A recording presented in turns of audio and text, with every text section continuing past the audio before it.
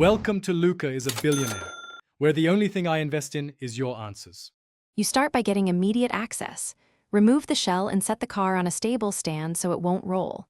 Once done, disconnect the battery pack and any receiver leads. This prevents sparks and data loss. Make sure you have the exact tools: 1. 5 mm hex for chassis screws, 2. 5 mm driver for motor mount, pliers for clips, and a soldering iron ready if wires are soldered. Now remove the electronics cover and locate the motor housing to begin removal. You'll now detach the motor. First, release the spur gear tension so the pinion clears the gear, and note the mesh gap, about 0. 5:1 tooth clearance or 0.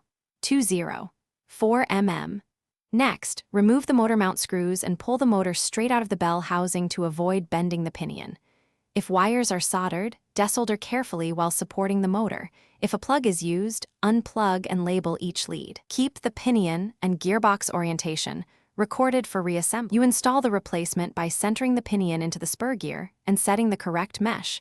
A thin sheet of paper should slide between gears, then tighten the mount.